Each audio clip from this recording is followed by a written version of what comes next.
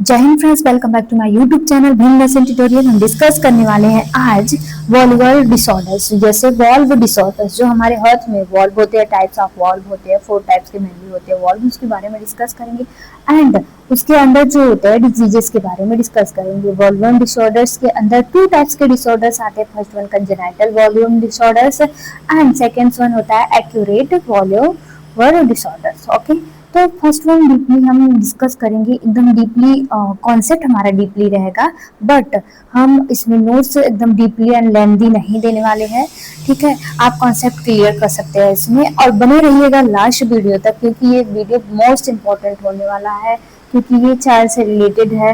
बच्चे में कैसे जब वो डिलीवर होते हैं तो नए नए कंडीशंस, वॉल्व डिसऑर्डर्स कैसे होते हैं, क्यों होते हैं, उसका ट्रीटमेंट क्या क्या हो सकता है, ये ठीक हो सकते हैं कि नहीं ठीक हो सकते हैं, उसके बारे में हम डीपली डिस्कस करेंगे। ओके, तो लेट्स स्टार्ट द वीडियो। तो फर्स्ट वन होता है कंजेनाइटल वॉल्यूम डिसऑर्डर्स। फिर वॉल्यूम डिसऑर्डर्स होते क्या है उसके बारे में डिस्कस करेंगे।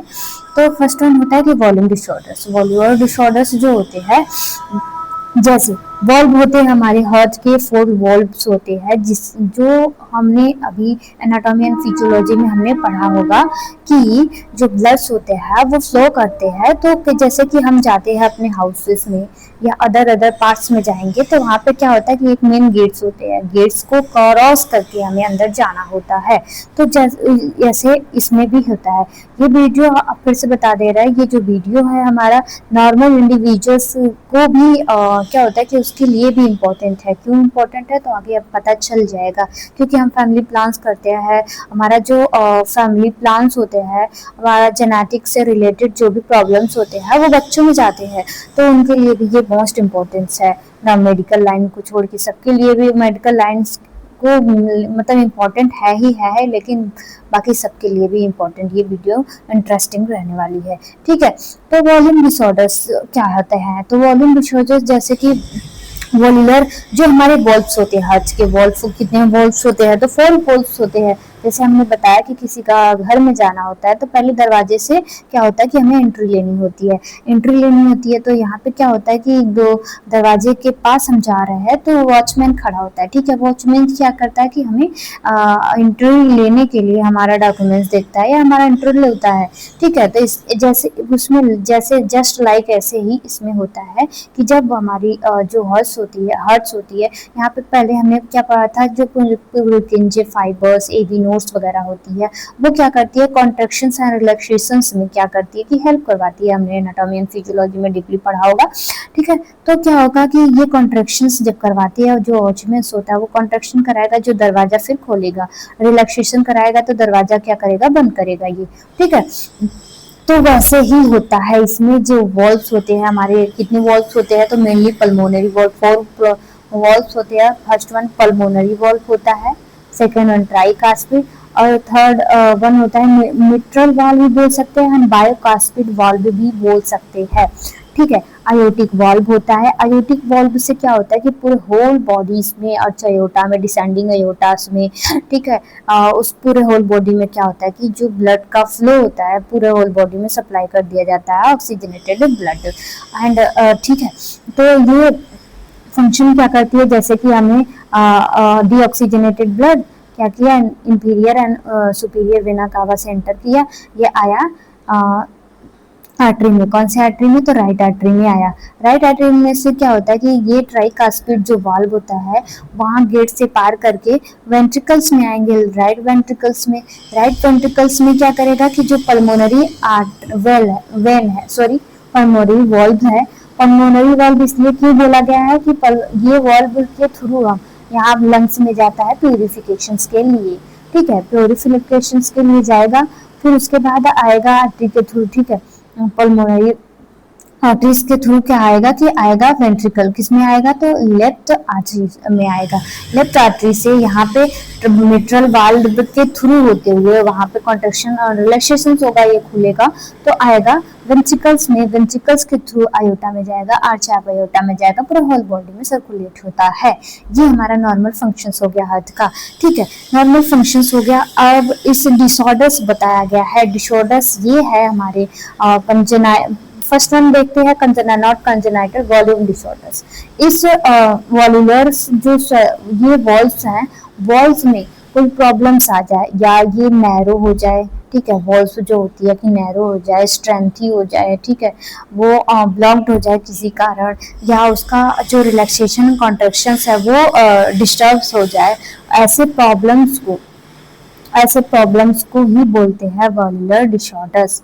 ठीक है, valvular disorders is the related to the any conditions, इसमें एनी कंडीशंस हो सकते हैं जैसे हमने आपको बताया, अफेक्टिंग द फंक्शंस, इसके फंक्शंस में, इसके जो कंट्रैक्शन रिलैक्सेशन जाने आने का जो फंक्शंस है, नॉर्मल ये हार्ट का जो फंक्शंस है उसमें स्ट्रक्चर्स में प्रॉब्लम्स आ जाए, उसी को कहते हैं वॉल्यूलर डिसऑर्डर्स। या मेन बोल सकते हैं ये अराइज्ड होता है, ये अकर होता है मोर हार्ट वॉल्व, ये यहाँ भी हो सकता है, मतलब मोर हार्ट्स एक में नहीं होगा, वॉल्व में नहीं होगा, सारे वॉल्व में भी हो सकते हैं। Do not opening closed properly, ये देखिए जैसे एग्जांपल में दिया है, ये प्रॉपर तरीके से क्लोज्ड एंड ओपन नहीं हो रहा है वॉल्व, जिसके वजह से जो ब्लड फ्लो है हमारे हार्ट पूरे होल बॉडी में, जो पंपिंग सिस्टम्स है वो अनबैलेंस्ड हो जाएगा, जिसके वजह से वॉल्वुलर डिसऑर्डर्स ये कॉज करता है।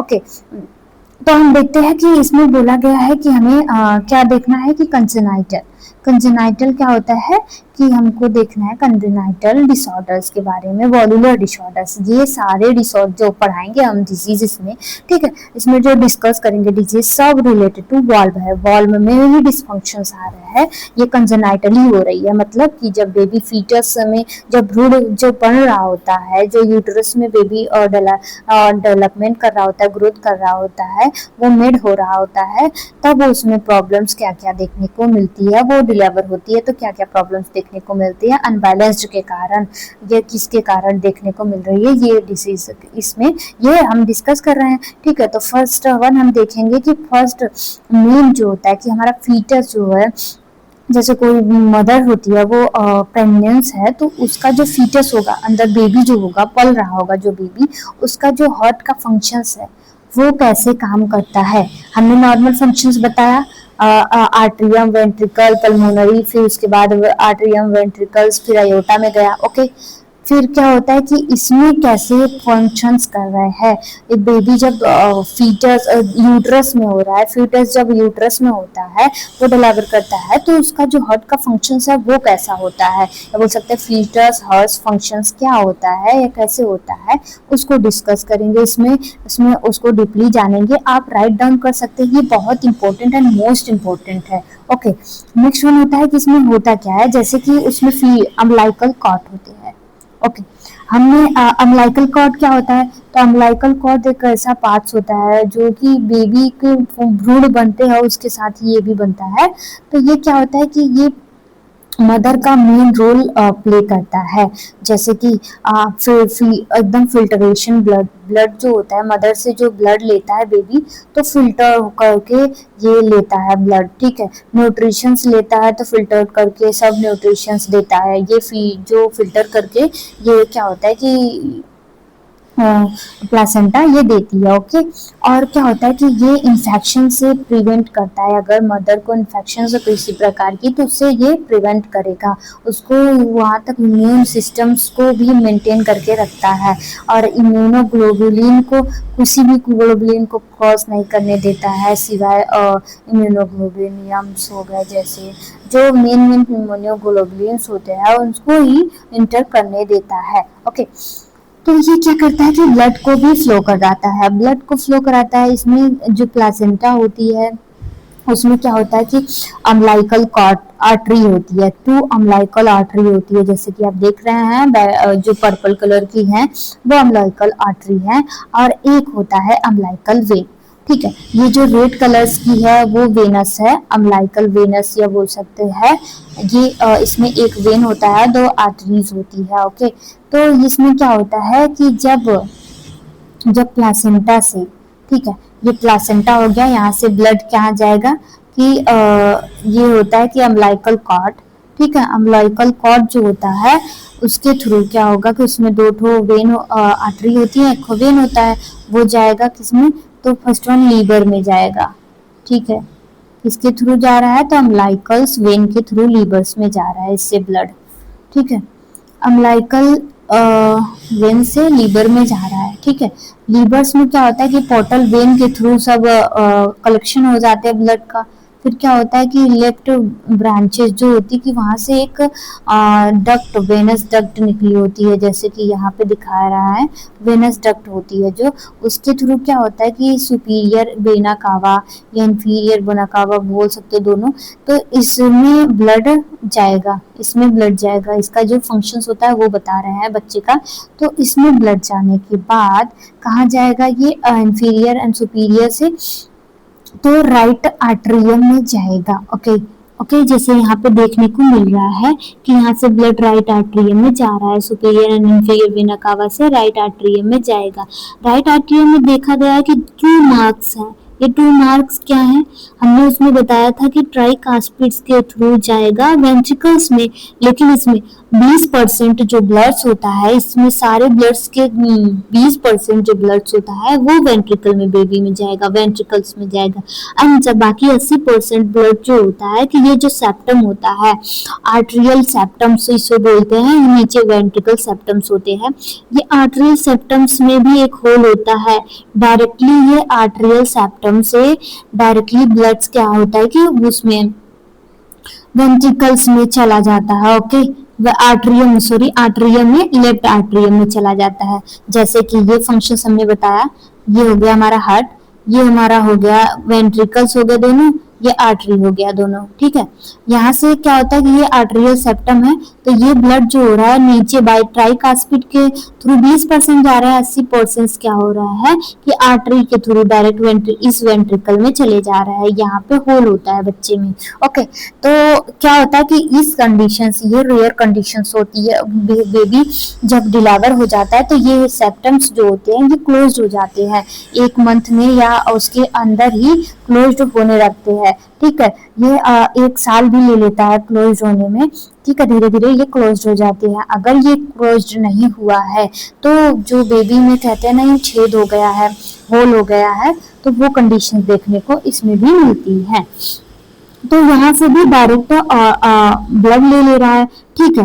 तो यहाँ से लेने के बाद पल्मोनरी वेन में 20% जो ब्लड गया, पल्मोनरी आर्टरी में, सॉरी पल्मोनरी वॉल्व में, सॉरी पल्मोनरी वॉल्व के थ्रू यहाँ पे लंग्स में गया।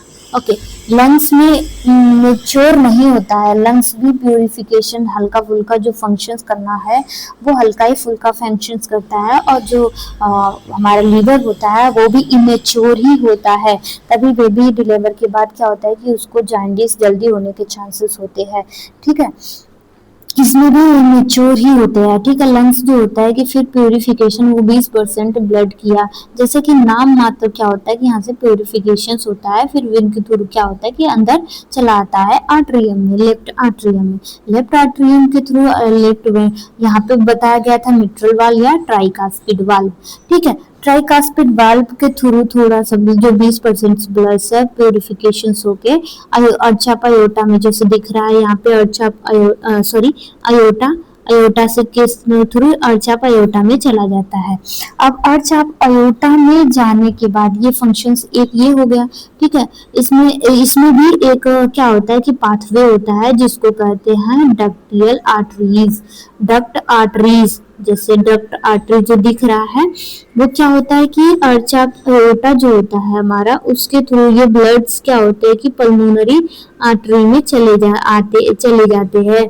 जब पल्मोनरी जो होता है कि अगर पल्मोनरी वॉल्व के थ्रू लंग्स में जा रहा है ब्लड, तो अर्चा पायोटा में भी डायरेक्ट जा सकता है वो 20% ब्लड, ठीक है। बहुत नाम मात्र जाता है लंग्स में वो ब्लड जो होता है कि अर्चा पायोटा में भी चला जा सकता है, वहां से भी एक होल होता है जिसको बोलते हैं डक्ट आर्टरियल्स, डक्ट आर्टरियल्स, ठीक है।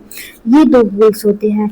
अगर ये होल्स क्या हो रहा है कि डिलीवरी के बाद स्टॉप्स नहीं हो रहा है, या बोल सकते हैं वहां से क्लोज्ड नहीं हो रहे हैं, तो ये कंडीशंस में बेबी में हार्ट में क्या होता है कि होल होने के चांसेस, ये होल होने की कंडीशंस दिखाई देती है इस बेबी में, और ये सब प्रॉब्लम्स देखने को मिलते हैं।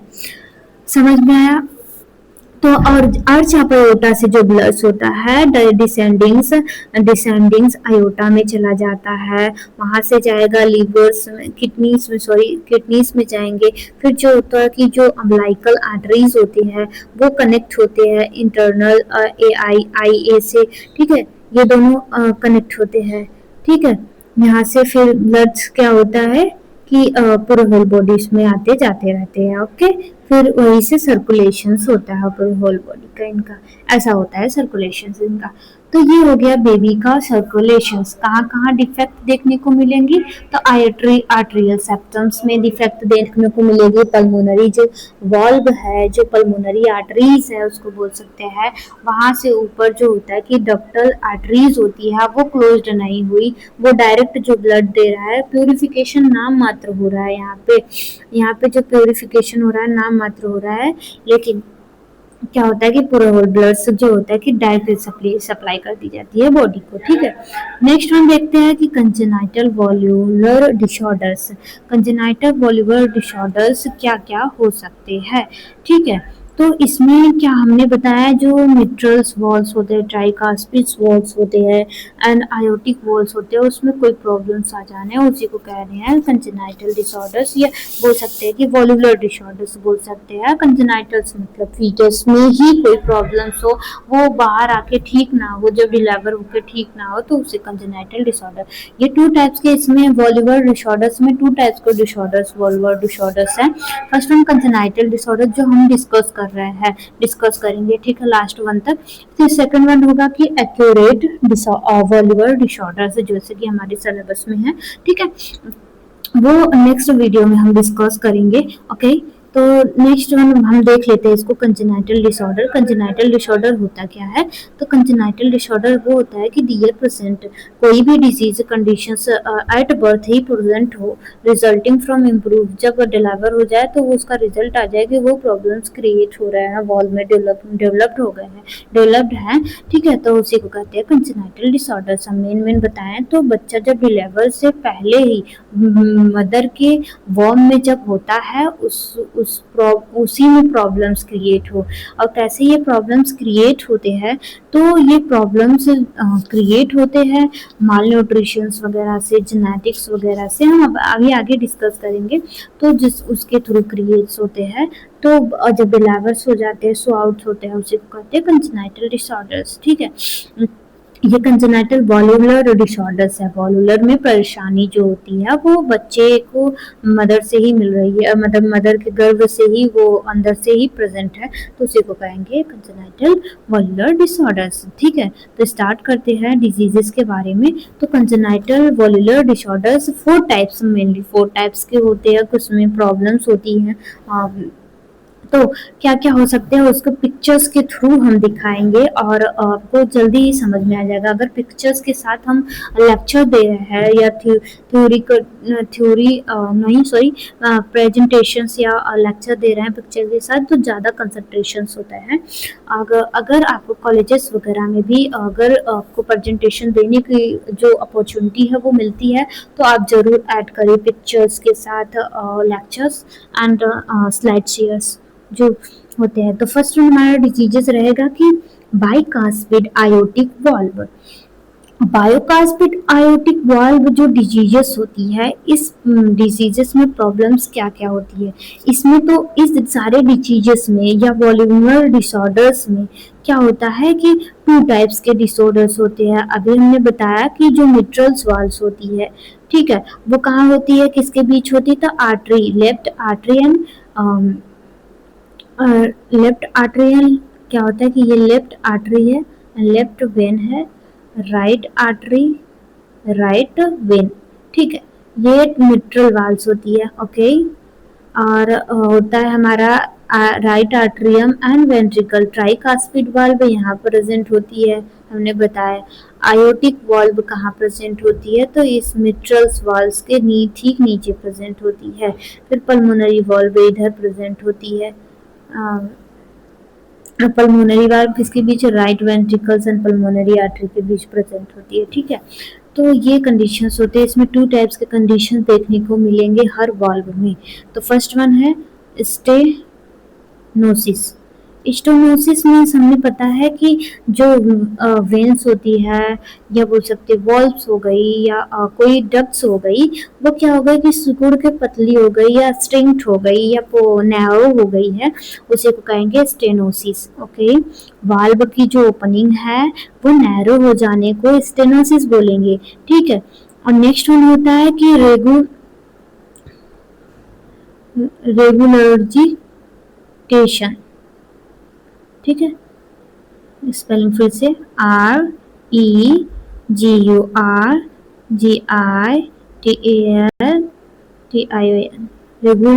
रेगुलजिटेशंस। रेगुलजिटेशंस क्या होता है कि इनसफिशिएंट अमाउंट में डू नॉट क्लोज्ड प्रॉपरली। ठीक है, अगर इनसफिशिएंट अमाउंट में जो होता है कि अगर न्यूट्रिशंस बेबी को नहीं मिल रहा है और इनसफिशिएंट अमाउंट में क्या होता है कि ब्लड का जो फ्लो है वो पहुंच नहीं रहा है या जो वॉल्व्स है वो ठीक से बंद नहीं हो रहा है या क्लोज नहीं हो रहा है, प्रॉपरली क्लोजिंग नहीं हो रही है, और जो ब्लड का सप्लाई है वो इनसफिशिएंट अमाउंट में हो रहा है, जितना ज़रूरत है उतना नहीं मिल रहा है, बैक फ्लो हो रहा है, उसी को कहेंगे रेगुलरिजिटेशंस। इन सारे डिजीजेस में ये दो कंडीशंस देखने को मिलने वाली हैं। ओके, और नेक्स्ट वन होता है तब फिर डिजीजेस के बारे में देख लेते हैं। तो जैसे कि हमने देखा स्टेनोसिस में नैरोपन होता है और रेगुलर्जिक मीन्स होता है इनसफिशिएंट ब्लड फ्लो, जैसे कि कोई प्रॉब्लम्स हार्ट वाल्व है उसमें जो उसका क्लोजअप है वो कंट्रैक्शन रिलैक्सेशन होता है, तो क्या होता है कि ब्लड का फ्लो आगमन होता है, वो उस कंडीशन में इनसफिशिएंट अमाउंट में ब्लड मिलेगा तो उसी को कहते हैं रेगुलरिजिटेशंस। ओके, तो इस कंडीशंस में क्या होता है बायोकास्पिड आयोटिक वाल्व। ये कंडीशंस क्या क्या देखने इसमें क्या होगा कि बायोकास्पिड जो होता है आयोटिक वाल्व जो होता है, इसमें जो वाल्व की दीवार होती है, जैसे कि हमारा दरवाजा जो होता है कि ऐसे होता है, ठीक है, ऐसे खोलते हैं और बंद होता है। ओके, ठीक इस प्रकार हमारा जैसा ये मिट्रल्स जो वॉल्स होती है, ओके, जो 4 टाइप्स ऑफ वॉल्व्स होती है उनका दरवाजा कुछ इस प्रकार होता है। ओके, अगर ये क्लोज्ड होती है, ऐसे ओपनिंग होती है तीनों तरफ से एंड क्लोज्ड होती है। ओके, इस कंडीशंस में क्या होगा कि एक ओपनिंग जो होता है कि ये अटैच्ड हो गई, ये परमानेंटली अटैच्ड हो गई और ये ओपनिंग ही रह गई। ठीक है, ये 30% 1.3% जो होता है कि आमतौर पे यही कंडीशन देखने को मिलती है, जैसे कि हम पिक्चर्स में दिखा रहे हैं अभी। जैसे कि ये वॉल्व है, ओपनिंग होती है तीनों वॉल्व्स, लेकिन तो परमानेंटली ये 2 वॉल्व्स क्लोज्ड हो जा रही हैं या प्रॉब्लम्स इसमें क्रिएट हो जा रही हैं, कोई खुला ही रह गया, बंद हो ही रह गया। ठीक है, तो इस कंडीशन में कहते हैं बायोकास्पिड आयोटिक वॉल्व में प्रॉब्लम्स आना। ठीक है, इस कंडीशंस में हमें पेसमेकर्स वगैरह की जो जरूरत पड़ती है, आर्टिफिशियल्स ये वॉल्व्स लगाए जाते हैं उसे ओपन करके। तो उस आर्टिफिशियल्स वॉल्व्स में क्या होता है कि क्लोज बंद होना, जब बंद होना तो कॉन्ट्रैक्शन रिलैक्सेशन होगा तभी वो काम करते हैं। नेक्स्ट वन होता है कि पल्मोनरी वाल्व स्टेनोसिस। अब पल्मोनरी वाल्व जैसे कि ये हमारा हार्ट हो गया, ओके, सॉरी, ये हमारा हार्ट हो गया। ठीक है, हमने बताया right ventricle, right left artery ventricle. Okay, ठीक है, यहाँ से भी बताया हमने पल्मोनरी क्या गया है, धमनी, बोल सकते हैं पल्मोनरी आर्टरी गया है या पल्मोनरी वॉल्व गया है। ठीक है, पल्मोनरी वॉल्व्स में क्या होता है कि स्टेनोसिस में हमने अभी बताया कि नैरो हो जाना, उसका जो ओपनिंग है वो क्या हो जाना कि कुछ इस प्रकार हो जाना है, जैसे ये ओपनिंग है कुछ इस प्रकार हो जाना, ये इतना बड़ा चौड़ा है, ठीक है, हमारे हिसाब से। ठीक है, तो इसकी जो ओपनिंग है वो क्या होती है, नैरो हो जाती है, जिसकी वजह से जो ब्लड फ्लो है वो इम्बैलेंस्ड हो जाता है, उसके वजह से प्रॉब्लम्स आने, वॉल्व में प्रॉब्लम्स आने, उसके वजह से क्या होता है कि पल्मोनरी वॉल्व स्टेनोसिस कॉज करता है, ये कॉज करता है क्योंकि ये सब वॉल्व्स के थ्रू ब्लड जो जा रहे हैं वो फिल्टर होने जा रहे हैं हमारे लंग्स में, लंग्स के थ्रू आएंगे, वो सिस्टम है, जो सिस्टम्स है वो शो करेंगे। अगर ठीक तरीके से ये ब्लड पल्मोनरी वेन आर्टरी में नहीं गया है और वो वहाँ का जो फंक्शंस है, जो हमारे लंग्स का फंक्शंस है, उसमें सफिशिएंट अमाउंट्स में ब्लड मिलेंगे तो वो भी ठीक तरीके से इमेच्योरली फंक्शन करेगा। फिर उसके बाद क्या होता है कि वहीं से जो आर्टरी से ही डक्ट आर्टरीज में जो ब्लड डक्ट आर्टरीज के थ्रू जा रहे थे, लंग्स में जा रहे थे या अर्चा पयोटा में जा रहे थे, तो वहां से भी ब्लड नहीं मिलेगा, आ जा रहे थे तो वहां से भी ब्लड नहीं मिलेगा उतना अमाउंट में, तो क्या होगा कि जो फंक्शंस है वो इम्पेयर्ड हो सकते हैं। तो इसलिए ये कंडीशंस इसमें देखने को मिलती है। आप मोटा मोटा समझे तो हार्ट का जो पल्मोनरी आर्टरी है वो नैरो हो जा रहा है, पतला हो जा रहा है, जिसके थ्रू हमारे लंग्स में ब्लड नहीं पहुंच रहा है और यहीं से अटैच्ड होता है duct of arteries. Duct of arteries जो होता है कि यहाँ से जो ब्लड डक्ट ऑफ आर्टरीज होती है डायरेक्ट अर्चा पयोटा में ले लेता है ब्लड, ये भी ले लेता है डायरेक्ट अर्चा पयोटा में। तो क्या होता है कि उस कंडीशंस में जो होते हैं कि प्रॉपर तरीके से ब्लड इसको नहीं मिलेगा लंग्स को, जो कि मेच्योर ही रह जाएगा, ये कंडीशंस होती है। ओके, नेक्स्ट होता है एब्स्टेन एनामली। ठीक है, इसको प्रोलैप्स भी बोलते हैं, एब्स्टेन एनामली प्रोलैप्स। ये कंडीशंस में क्या होगा, तो ये कंडीशंस में जो होता है कि होता है कि माल फंक्शनिंग हो जाना, या बोल सकते हैं कि मतलब इमेच्योर, या बोल सकते हैं कि जो हार्ट वॉल्व होंगे वो माल फंक्शनिंग की वजह से वो जो उनका फंक्शंस होगा वो इमेच्योर होगा, या कोई भी वाल्व हो गया वो क्लोज और ओपनिंग करने में इमेच्योर इन फंक्शनिंग हो गया, स्ट्रक्चर्स उसका ठीक से नहीं बन पाया, प्रॉपर न्यूट्रिशंस की वजह से न मिलने की वजह से स्ट्रक्चर्स ठीक से नहीं बन पाया, जिसके वजह से वो क्लोज्ड होने में और खुलने में प्रॉब्लम्स हो रहे हैं। ठीक है, और जिसकी वजह से ब्लड डायरेक्टली जो होता है कि ब्लड फ्लो नहीं कर पा रहा है, उसी को कहते हैं एब्स्टेंट। जैसे कि हमने पिक्चर्स में दिखाने हैं, एब्स्टेंट एनामलीज या प्रोलैप्स बोल सकते हैं। ये क्या होता है कि ये जो ट्राइकास्पिड वाल्व्स है, या बोल सकते कोई भी वाल्व हो गई, ट्राइकास्पिड वाल्व, इसमें क्या होता है कि इमेच्योर होता है या इम्प्रॉपरली तरीके से इसका स्ट्रक्चर्स बनता है, ये क्लोज्ड नहीं हो पाता, प्रिवेंट ऑफ क्लोज्ड हो जाता है। ये जब ब्लड फ्लो कर रहे हैं, कॉन्ट्रैक्शन और रिलैक्सेशन हो रहा है, लेकिन ये प्रॉपर तरीके से इनसफिशिएंट न्यूट्रिशंस के कारण ये मेड अप नहीं हुए हैं ठीक तरीके से, इसका स्ट्रक्चर्स मेड अप नहीं हुआ है, जिसकी वजह से ये क्लोज्ड नहीं हो रहा है। जब क्लोज्ड नहीं होगा तो यहाँ का जो ब्लड का जो फ्लो है वो कैसे शो करेगा, ठीक है, कैसे फ्लो करेगा, ठीक है, ये बंद नहीं होगा। तो ये क्या होता है कि ये बंद नहीं होता है, जिसके वजह से ये ट्रंक, जो पल्मोनरी ट्रंक है, या बोल सकते पल्मोनरी वॉल्व्स है, उसमें ब्लड्स जाती है, बट क्या होता है कि उसके प्रेशर्स की वजह से जो यहाँ पर वॉल्व होते हैं, और वॉल्व जो होल होते हैं, आर्टेरियल होल होती है, उसके थ्रू भी ब्लड्स क्या होता है कि राइट इन प्रॉपरली तरीके से फ्लो करना स्टार्ट कर देते हैं, यहाँ से यहीं पे आ जाते हैं ब्लड, ठीक है, जिसके वजह से, ठीक है, यहाँ से यहीं पे आ जाएंगे, यही ब्लड फिर ऊपर से जाएगा, फिर यहाँ से क्या होगा कि डक्ट ऑफ आर्टरियोल से फिर अर्चा पयोटा में ब्लड चला जाएगा, ठीक है, प्रॉपर तरीके से लंग्स में नहीं जाएगा, जिसकी वजह से लंग्स फंक्शंस करना इम्पेयर्ड कर देगा। लंग्स में नहीं जाएगा तो वो जो उसका लंग्स का जो एल्वुलाइज वगैरह होती है उसके साथ अब सफिशिएंट अमाउंट में ब्लड मिलेंगी, जो कि वो अब सफिशिएंट अमाउंट में ब्लड मिलेगी, वो फिल्टर करना स्लो कर देगा। अभी किसी को है वो एकदम सोहदा हो जाएगा, या बोल सकते एकदम स्लो हो जाएगा, तो फिर बाद में जब बेबी डिलीवर्स होगा तो वो ठीक तरीके से फंक्शन नहीं करेगा, जिसके वजह से प्रॉब्लम कॉज करने को मिलेंगी।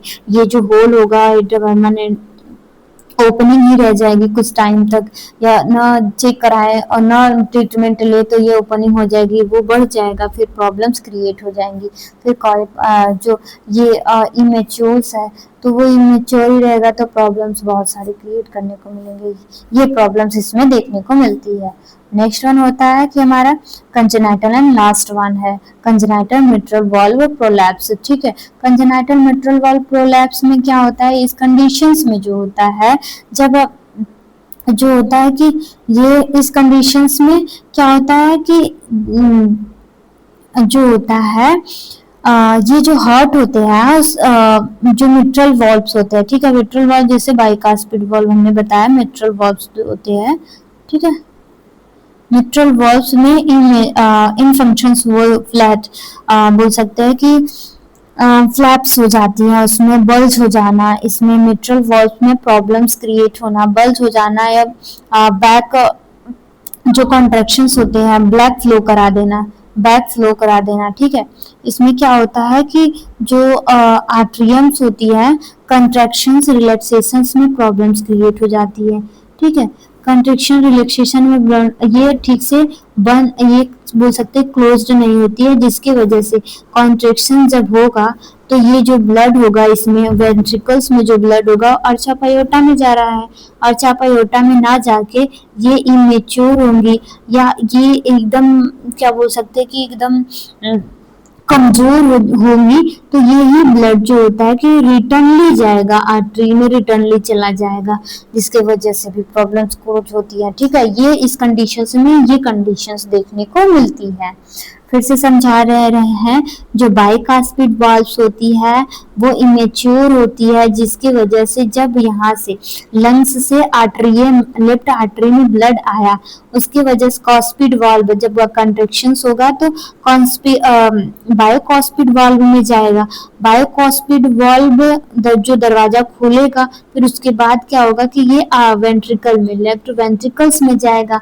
जब लेफ्ट वेंट्रिकल्स का कॉन्ट्रैक्शंस होगा जाने के लिए, आयोटा में कॉन्ट्रैक्शंस होगा जाने के लिए, तब ये जो वाल्व्स होंगी वो कमजोर होने की वजह से या इमेच्योर होने की वजह से क्या होगा कि ये खुल जाएंगी, रिटर्नली फ्लो उल्टा फ्लो करेगा, जब ब्लड इसमें भी चला जाएगा उल्टा फ्लो करेगा, इस कंडीशन में ये शो होता है।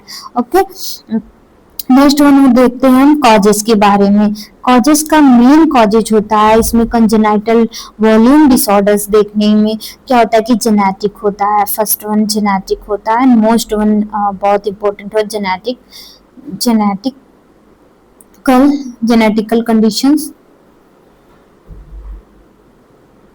जेनेटिकल कंडीशंस कैसे देखने को मिलेंगी, जैसे कि आपके जो डीएनए होते हैं, ओके, जब भ्रूण बनता है, ठीक है, फीटस जब बनते हैं, ठीक है, तो वो क्या होता है कि डीएनए में कोई भी क्या होगा कि आपके फैमिली मेंबर्स में कभी हुए रहेंगे कोई डिजीजेस कंडीशंस, वॉल से रिलेटेड वगैरह डिजीजेस कंडीशंस हुए रहेंगे, या कि डीएनए मॉलिक्यूल्स का जो सीक्वेंस होता है, एडेनिन जो होता है, ग्वानिन जो होता है, साइटोसिन होता है, थाइमिन होता है। ठीक है, एडेनिन ग्वानिन साइटोसिन थाइमिन।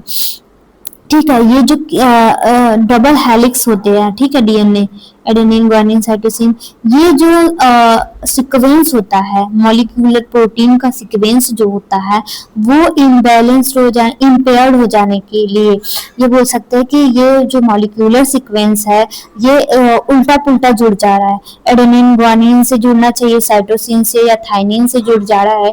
तो ऐसे प्रॉब्लम्स इसमें आने की वजह से या डीएनए डैमेज्ड होने की वजह से, अगर डीएनए मॉलिक्यूल्स ही डैमेज्ड हो गए हैं, उनके सीक्वेंस मॉलिक्यूल्स डैमेज हो गए हैं, या उनके जीन्स जो होते हैं उसके अंदर जो जीन्स प्रेजेंट होते हैं उनके सीक्वेंस जो होते हैं अब वो इम्पेयर्ड हो जा रहा है, उसके जो इसेंशियल्स अमाउंट में बिल्डअप हो रहा है प्रोटीन वगैरह, और वेरियस सेलुलर जो प्रोटीन होती है तो वो वेरियस सेलुलर फंक्शंस ऑर्गन्स बनाने में, उसका फंक्शंस कराने में, कैरेक्टरिस्टिक्स देने में हेल्प करती है, जो जीन्स वगैरह होती हैं उसके स्ट्रक्चर्स को बिल्डअप करने में हेल्प करती हैं। ठीक है, तो डीएनए ही इम्पेयर्ड हो जा रहा है जिसकी वजह से क्रोमोसोम्स जीन्स वगैरह इम्पेयर्ड हो जाएंगी, जिसकी वजह से जेनेटिक म्यूटेशंस के अनबैलेंस्ड म्यूटेशंस हो जाएगा, या बोल सकते हैं इमेच्योर म्यूटेशंस हो जाएगा, जिसकी वजह से ये कंडीशंस वॉल में कंडीशन देखने को मिल रही हैं। ठीक है, पार्टिकुलर्स जो जीन्स होते हैं उसी जो बोल सकते हैं कि जो ट्रैट्स होते हैं वो सेम ट्रैट्स से जुड़ने चाहिए। ठीक है, नहीं तो ऑर्गन्स में इम्बैलेंस या अनफंक्शंस या अनस्ट्रक्चर्स फंक्शंस देखने को मिलते हैं। ये जेनेटिक प्रॉब्लम्स की वजह से हो गया। फिर है मैटरनल इन्फेक्शंस की वजह से, अगर बेबी डिलीवर के पहले ही जब क्या हो गया कि फीटस में ही मदर के फीटस जो होता है कि जब भ्रूण बन रहा होता है उसके उसके उसके जैसे कि फ्लूइड्स में अब जो हो गया कि यूट्रस में ही प्रॉब्लम्स हो गए, उसमें इन्फेक्शंस हो गया, जैसे रूबेला वगैरह हो गया है, डिजीज कंडीशंस कोई हो गया है, उसके इन्फेक्शंस की वजह से ये प्रॉब्लम्स देखने को मिलेंगे। और ये प्रॉब्लम्स इन्फेक्शंस की वजह से क्या होता है कि अगर नॉर्मली आप जान जाइए कि जब ऊंट में इन्फेक्शंस होता है, कहीं ऊंट में इन्फेक्शंस हो गया है, कहीं चोट लग गई, वहाँ पे इन्फेक्शंस हो गया, तो वहाँ का जो मसल्स है वो अनफंक्शनिंग हो जाता है और डैमेज हो जाते हैं सब, पस का फॉर्मेशन होने लगता है। वैसे फीटस में भी हो गया, अगर फीटस बन रहा है तो उसमें यूट्रस के किसी इन्फेक्शंस के कारण या बोल सकते हैं वर्म के किसी इन्फेक्शंस के कारण क्या होता है कि उसमें बन रहा है, बेबी बन रहा है, तो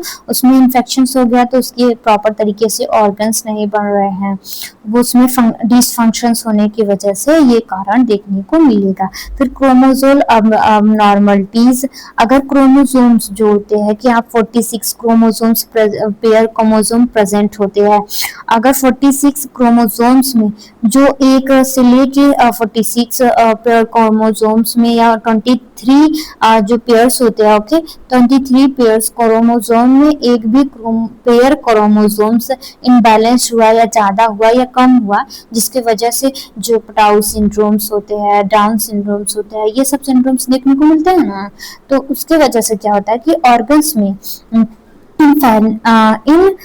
फंक्शनिंग्स या बोल सकते हैं कि इन प्रॉपर ऑर्गन्स डेवलप्ड होने में प्रॉब्लम्स होती हैं। जैसे डाउन सिंड्रोम्स हो गया, ये क्रोमोसोम एब्रिएशंस की वजह से होता है। जेनेटिक हमने बताया, डीएनए डैमेज हो गया, जीन प्रॉब्लम्स हो गई या प्रॉब्लम्स हो गया। और मैटरनल इन्फेक्शंस की वजह से, ये मेन कॉजेज हैं मैटरनल इन्फेक्शंस की वजह से ये प्रॉब्लम्स हो गई। अब ने देखा होगा कि किसी गांव में वगैरह में देखने को ज्यादा मिलते हैं या शहर में भी देखने को मिले होंगे कि डाउन सिंड्रोम्स के बच्चे जो होते हैं उसमें क्या होता है कि जो 21वां गुणसूत्र या क्रोमोसोम्स होते हैं, 23 पेयर्स होते हैं, जो 21 पेयर्स क्रोमोसोम्स होते हैं, उसमें क्या होता है कि एक क्रोमोसोम्स, जैसे कि क्रोमोसोम्स ऐसे पेयर्स में बनते हैं ना, ये क्रोमोसोम्स के पेयर्स हो गए, ठीक है, ठीक है, ये 19 हो गए क्रोमोसोम्स के। मान लीजिए 21वां क्रोमोसोम्स है, इसमें एक और ट्रेट्स आ गए, एक और ट्रेट्स आ गया, एक और ट्रेट्स आ गए, तो क्या होगा कि एक और ट्रेट्स आ जाएगा जिसकी वजह से डाउन सिंड्रोम्स कॉज करेगा। उसमें क्या होगा कि जब डाउन सिंड्रोम्स कॉज करता है तो जो बेबी का हेड्स होगा वो बहुत छोटा होता है, उसका जो फेस होगा वो चपटा टाइप का होगा, और वो जब बोलेगा तो वो स्लो स्पीच करेगा, और एग्रेसिव बेबी बिहेवियर का होता है बच्चा, ठीक है। उसकी वजह से ये ट्रेट्स में प्रॉब्लम्स आने की वजह से उसमें ये वॉल्यूलर डिसऑर्डर्स भी देखने को मिलते हैं कई कई बच्चों में, ठीक है। तो वो ये सब कारण हो सकते हैं। और नेक्स्ट वन देखते हैं हम sign and symptoms. Sign symptoms में क्या देखेंगे, तो क्या क्या देखने को मिलेगा बेबीज में, जो साइन सिम्टम्स होंगे क्या क्या। First one shortness of breathing, जब बेबी डिलीवर्स होगा उसमें शॉर्टनेस ऑफ ब्रीथिंग देखने को मिलेंगी, चेस्ट पेन देखने को मिलेगा, पाल्पिटेशंस करेंगे हार्ट, तो इरेगुलर हार्ट बीट, जो साउंड होगा और हार्ट बीट होगा वो इरेगुलर्स होंगे, ठीक है।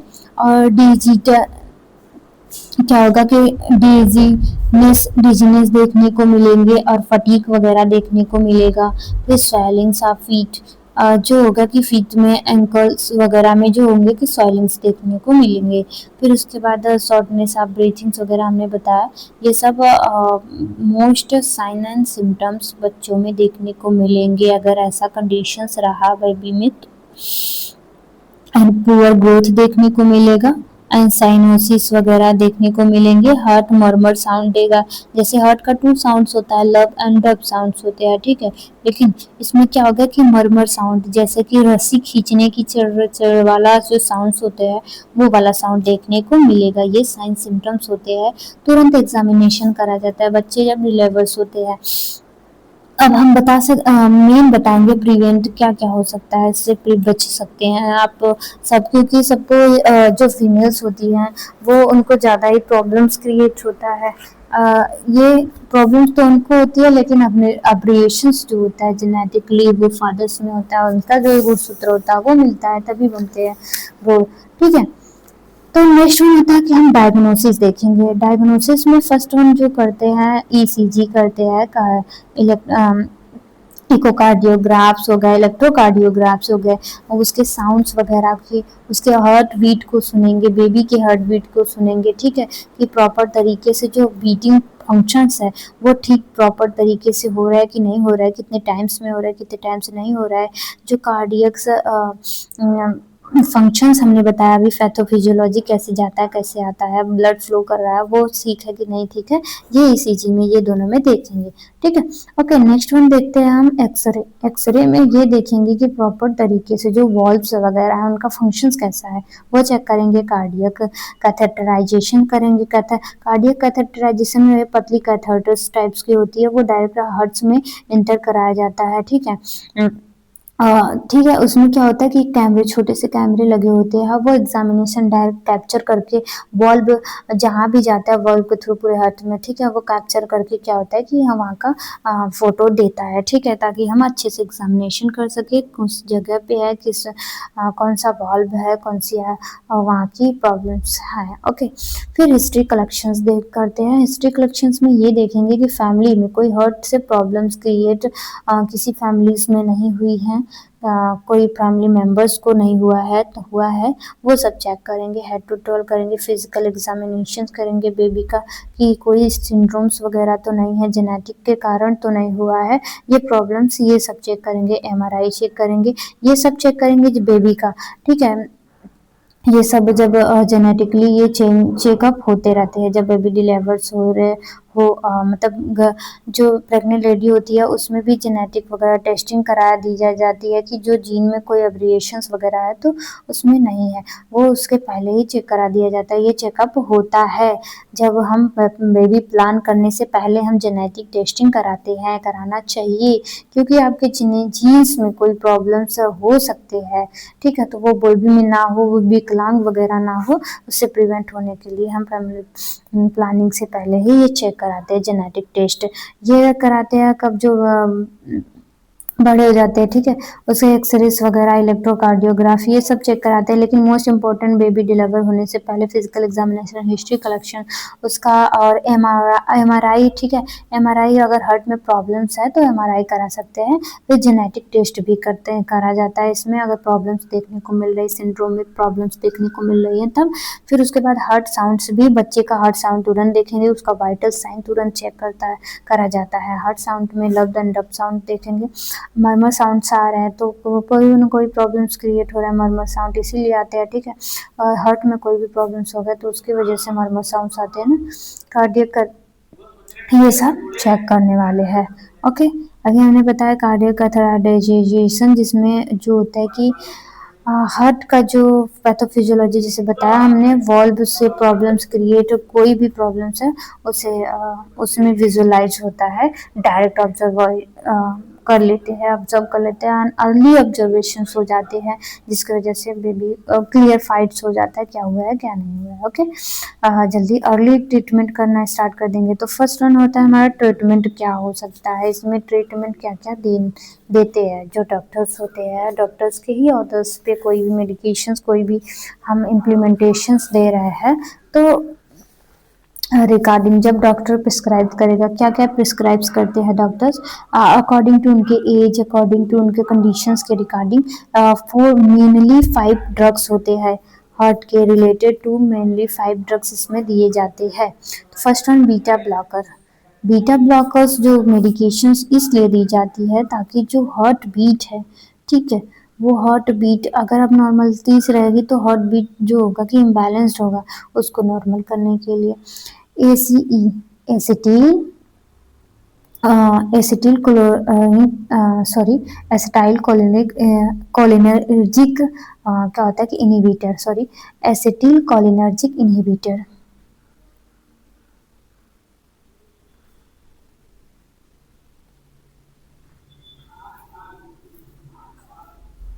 एसिटिल कोलिनर्जिक इनहिबिटर देते हैं। ये एसिटिल कोलिनर्जिक जो एंजाइम्स होते हैं, ये एसिटिल कोलिनर्जिक एंजाइम जो होता है, ये क्या करता है कि हमारे बॉडी में जो हार्ट बीट बढ़ाना, ब्लड फंक्शंस रेगुलेट कराना या तेज कराने में हेल्प करती है, हार्ट बीट को तेज कराने में हेल्प करती है, ब्लड फ्लोइंग तेज कराने में हेल्प करती है। तो ये कंडीशंस को इनहिबिट करवाना होता है ताकि जो हार्ट बीट है, वो हार्ट ब्लड प्रेशर्स है, वो नॉर्मल ही रहे। ये मेडिकेशन इसलिए दी जाती है, ठीक है। एंटीकोगुलेटिक ड्रग दी जाती है। एंटीकोगुलेटिव ड्रग जो होते हैं कि जब बॉडी में अगर इससे कोई प्रॉब्लम्स ऐसी है तो क्लॉटिंग वगैरह ना हो, कहीं पे ऑब्स्ट्रक्शंस ना हो, इसके लिए एंटीकोगुलेटिव ड्रग दी जाती है। नेक्स्ट वन है एंटीबायोटिक दी जाती है। एंटीबायोटिक अगर इन्फेक्शंस की वजह से हार्ट में कोई प्रॉब्लम्स है, वॉल में कोई इन्फेक्शंस की वजह से प्रॉब्लम्स हो रही हैं, तो वो प्रिवेंट करने के लिए बायोटिक या एंटीबायोटिक ड्रग दी जाती है। और नेक्स्ट वन है diuretic drug. Diuretic drug, diuretic इसलिए देते हैं ना कि जो यूरिन आउटपुट है, ये डायूरेटिक क्या होता है कि ज़्यादा करवा देता है, यूरिन आउटपुट ज़्यादा करवा देगा तो जो हार्ट पे और अदर ऑर्गन्स में जो लोडिंग होता है, फ्लूइड का लोडिंग नहीं रहेगा, ठीक है, और भी प्रॉब्लम से प्रिवेंट कर सकता है। ये हमारा ट्रीटमेंट मेडिकल मैनेजमेंट होगा, ठीक है। ये मोस्ट इम्पॉर्टेंट दवा है। ये सारी दवा जो होती है अकॉर्डिंग टू बेबीज कंडीशंस के रिगार्डिंग हम देते हैं, जो डॉक्टर्स होते हैं वो प्रिस्क्राइब करते हैं, okay. Surgical management, okay. Surgical management में क्या होगा, अगर वॉल्व में परेशानी है, कोई इन्फेक्शंस है वॉल्व में या और कोई प्रॉब्लम्स है तो क्या होगा, ओके। कैसे रिपेयर करेंगे उसको। अब रिपेयर करेंगे, वॉल में कहीं से क्रैश्ड हो गया तो उसे रिपेयर करा जाता है, ठीक है। कैसे रिपेयर करेंगे तो इसके थ्रू देखिए, ये है मिट्रल वॉल्व प्रोलैप्स।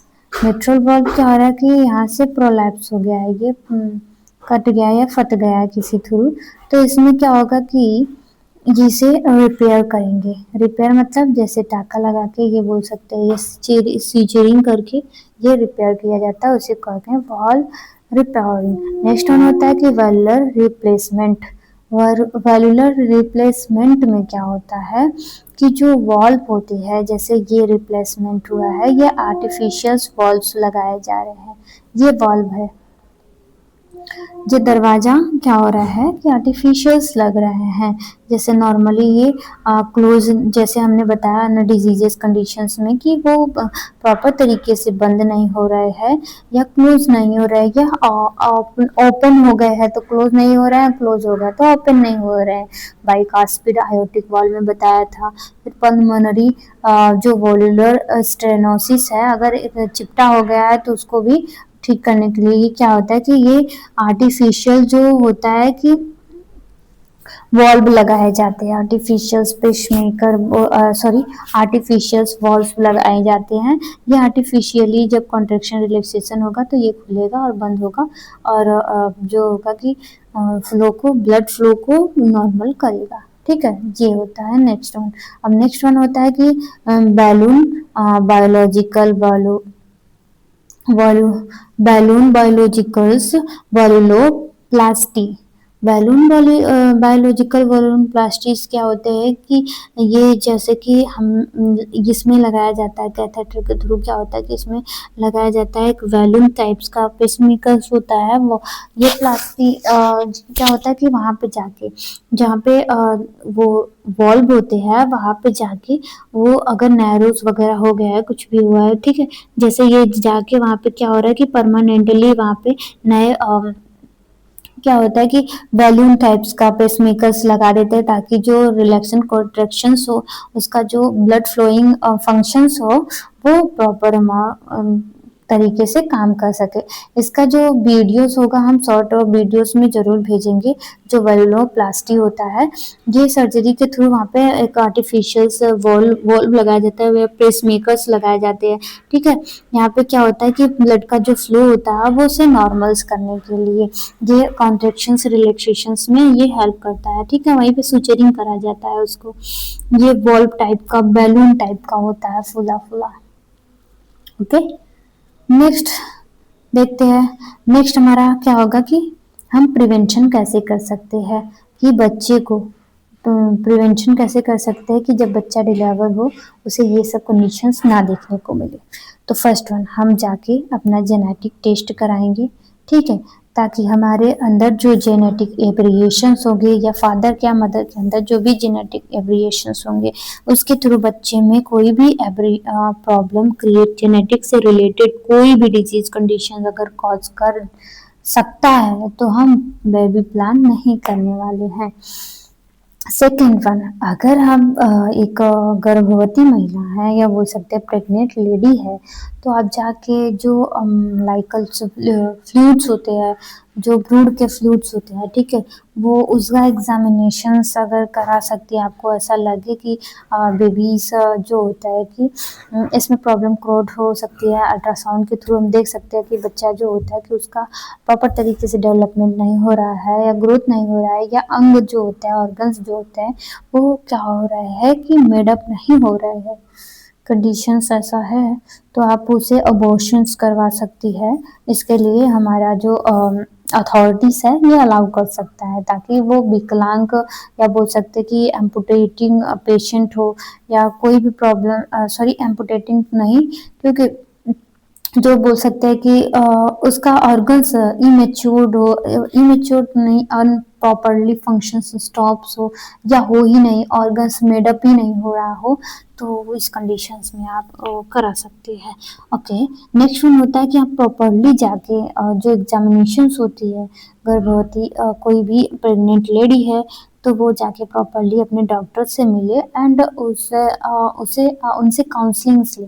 ठीक है, काउंसलिंग्स ले एंड ट्रीटमेंट भी ले, और जो चेकअप होते हैं 3 महीने में, 4 मंथ में जो भी चेकअप्स वगैरह होते हैं, इमेजिंग टेस्ट होती हैं, वो टेस्ट ज़रूर कराएं और अपना ब्लड टेस्ट ज़रूर कराएं, जैसे रिलेटेड टू डायबिटिक मेलाइटिस वगैरह के प्रॉब्लम्स, थायराइड के प्रॉब्लम्स हो सकते हैं, तो वो सब ज़रूर कराएं। ये प्रिवेंशन में हेल्प करेगा। ठीक है, और नेक्स्ट वन होता है कि हम आपसे क्वेश्चंस ये रहेगा, सॉरी क्वेश्चंस नहीं, जो बेबी होता है वो जब फीटस भ्रूण जब उसका बनने लगता है तो वो 3 to 4 वीक के अंदर क्या होता है कि जो हार्ट होता है, हृदय जो होता है वो बनना स्टार्ट हो जाता है।